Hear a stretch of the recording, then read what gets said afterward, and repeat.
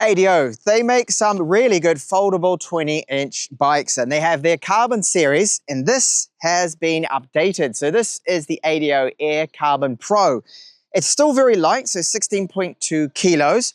The foldable design is great for being able to put this in, for example, the trunk or boot of a car, stow it under, say, a stairwell, and the upgrade's really welcome. So we now have a front focal LED headlamp and reflector that's incorporated into the frame.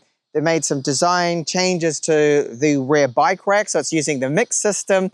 There's no longer any indicators with it, and a big upgrade to our motor. So it's a rear hub motor, and this is from Bafang. It's the second generation now, so torque has gone from 35 Newton meters now to 50 Newton meters. It still has a top speed of 25 kilometers per hour, so it's legal in the EU. 250 watts, and a battery bank here, or should I say pack, as part of the seat post. It is 10 amp hours using Samsung cells, and we have 160 millimeter hydraulic disc brakes from TechTablets. All up, it's a great bike if you're after a high-end carbon fiber foldable 20-inch bike. It is well worth considering this model, as you'll see in my review. Oh, and I almost forgot, they now have an NFC card system too with this, so you can power on and off this bike here with ease just using the NFC card.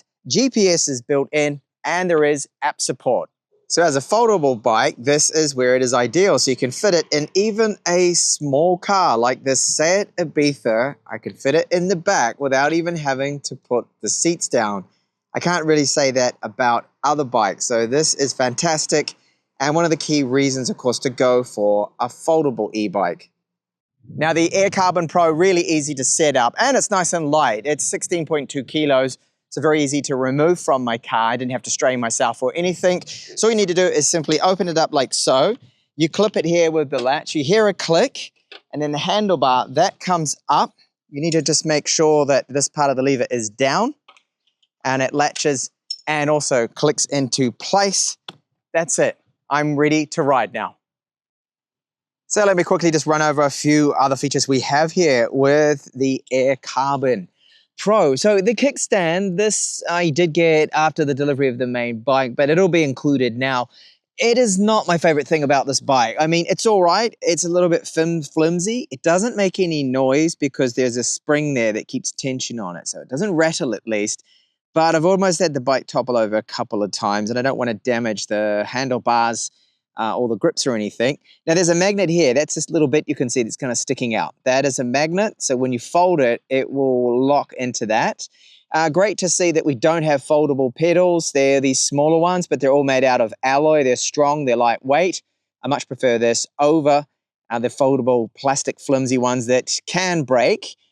Torque sensor, yes, that's part of it. We have Samsung battery, which is great to see, and that plugs into the back here. That's also where you charge it, and a very comfortable wide seat, as you can see. This seat has a lot of padding on it. It is soft. It's made out of this synthetic leather, and no complaints. GPS built into this. We have 4G as well, and application support. So the brakes, we're looking at TechTablets here, hydraulic disc brakes, 160 millimeters, and we've got tires from CST that do have a reflective strip around them. You can see now how important this is. Having that reflective strip means that cars approaching side on will see you. It's very bright, as you can see. It stands out. It's a great safety feature. There at the back, it's the same, so 160 millimeters. And we have that 2-speed, as I talked about in the intro, Bafang rear hub motor. So 250 watts, 36 volt system, but it's got 50 Newton meters of torque now with a new generation of motor, which is excellent. And the other change is the rear here. They've incorporated that light and got rid of the side indicators that I complained about with the other Air Carbon. I just found the indicators were kind of useless. They weren't bright enough, and even during nighttime, they're not really that bright. So they've done away with them. I think it's a good move. And this is a steady, always on brake light, as you can see now. It's quite bright. Below that is a reflector, and we have the mic system here for the rear bike rack. And it can handle up to 15 kilos, which is excellent. The front light is now incorporated into the frame, as I mentioned in the intro, so it's a welcome change here. It just looks a little bit more streamlined. There's a reflector below it. It's using a focal lens in there, some optics to project ahead the LED light from this, and it's good enough. I've got no complaints with how bright it is, and great for added safety when riding at nighttime. And you can see now the tread pattern of those CST tires. So they're 20 inches by 2 inches wide. The carbon belt, and this is from JK Aero. So these belts are good for around about 30,000 kilometers. No maintenance required, so no oiling. You don't have to worry about a chain messing up your long pants if you're wearing pants or anything.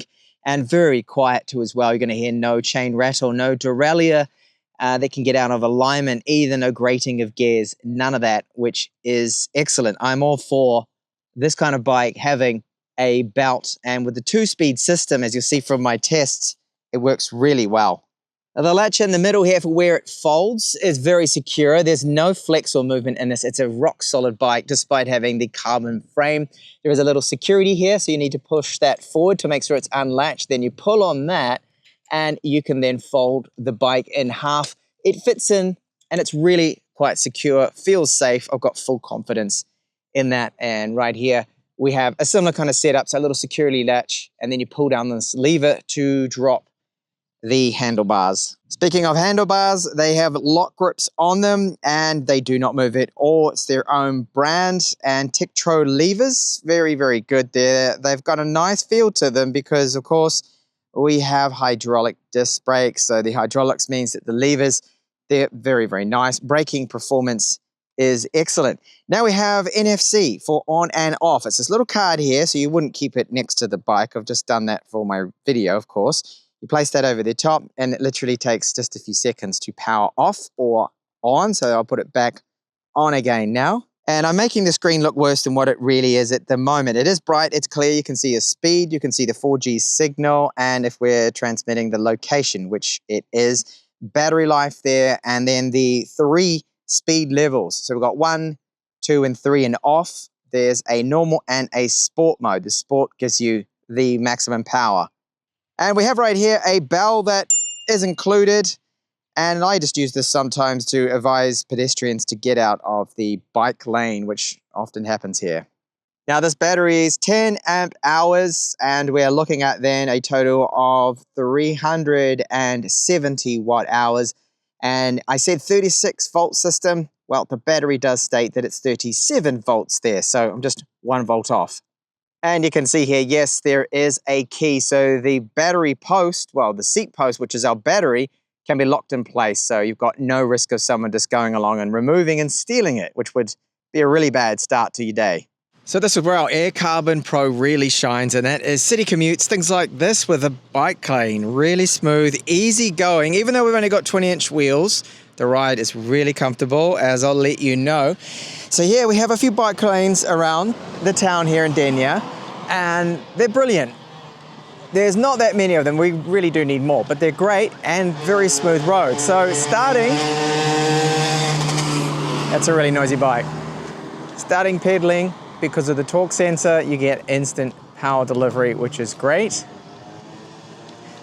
And it just takes off, rockets off, in fact, with that increase in torque if I've got it in the sport mode and level 3, which I have at the moment, and that almost seems like a little too fast, but it is very good, very smooth going along. Now I want to talk a little bit about the fact that it's a foldable, but it does not feel like one, because there is no flex, and where it folds, it mates in perfectly. There is no play in that, no movement, so it does feel great. And these bike lanes, commuting from A to B, really good with this bike here from ADO. So onto my climb test now for e-bikes, and this is a 20-degree climb. I'm in the power level 3, the sport mode, and the torque sensor working really well. So whatever I put in, it's giving me back, and this is absolutely effortless. I'm feeling a big difference compared to previous models of the Carbon series. The Carbon Pro now with the upgrade from 35 Newton meters of torque to now 50. That's a significant increase. And now at the steeper portion, I'm happily doing 16 kilometers per hour here. And I would say I'm putting in around about 30% effort. The bike's motor, that Bafang motor, the 2-speed, is doing all of the rest. So what happens when I turn it all off? So let's go to completely off. I've just stopped for a second to get into the lower gear, and oh boy, wow, this is a real struggle. So a steep climb, wow, yeah, you do not want to do this without the motor. That is really, I think, a little bit too difficult. And I'm a mountain bike rider and I'm used to pushing really hard in climbs, and that was difficult. Then for our brakes, the braking performance, 160mm hydraulic disc brakes from TechTablets. Emergency brake at approximately 30 kilometers per hour from the white post. So 1, 2, and 3. Oh, wow. That was a solid performance. That is well before that pillar there. And this puts it in a above average braking category, well above average. Really good brakes on this. I am impressed. So the upgraded tires and the braking performance, very solid there, as expected from TechTablets. They are a good brand and they make good hydraulic disc brakes. A little bit of noise just then, but you can stop safely whenever you need. Excellent braking performance. Top speed, very good, thanks to that second gear. So around the 19-20 kilometer mark, you will feel the change. It is smooth, but you do feel it, of the Bafang rear hub motor. And when it changes over, it allows us of top speeds around 29, 30 kilometers per hour, quite comfortable. This is of course going over the assisted up to 25 kilometers per hour by law. So that's all we're allowed to go up to with the assistance from the motor. But once of course you go past that, you're not using the motor, you're saving a lot of battery, and you can happily cruise along on the flat or down hills at higher speeds thanks to that second gear. Okay, so onto the range. It's got a 10 amp hour battery using Samsung cells, 370 watt hours. So I use the pedal assist level 2 most of the time in the sport mode. If you double tap the pedal assist level up, you change between eco mode, which obviously is going to use less energy, and then the sport. Now I use sport because I believe that most people will probably be using it in the sport because it just feels a bit more lively, the bike, in that mode, and I prefer it. Now, if you use pedal assist level, say 1 in eco, you're probably going to get a range of around about 75 to 80 kilometers. I'm looking at around 60 kilometers with some of the climbs I've been doing and then riding mostly on the flat, but I did have some big climbs. Overall, for 20-inch size rims and the power that this has with the 50 Newton meters of torque, I'm happy with that performance for this type of bike. I think it's excellent. So, recap here, frame quality is great. You feel no flex in the fold. Everything is absolutely solid here. And what is really solid is the braking performance from those hydraulic 160mm TechTablets brakes. So I had well above average braking performance in my test. Really pleased by that. Probably helped by the CST tires we have on this. And then there is the motor with those upgrades to the torque. It's a welcome change. We've got great climbing performance in this. Very easy to go up, say 20-degree climbs. I really did not have a problem at all. Weight is great at 16.2 kilos. It's probably the main reason to go for this bike because of its weight and the fact that you can fold it so you can easily fit it into the trunk or boot of a car there, or put it under a stairwell. It's another thing.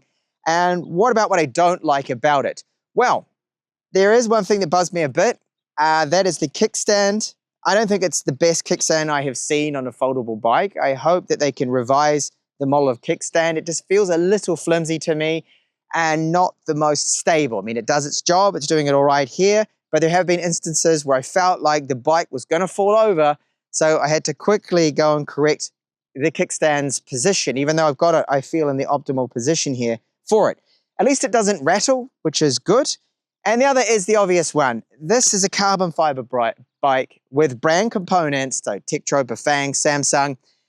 It's expensive. This is well over 2,000 euros. It's around 2,299 at the moment here in Spain that I've seen with the pricing of it.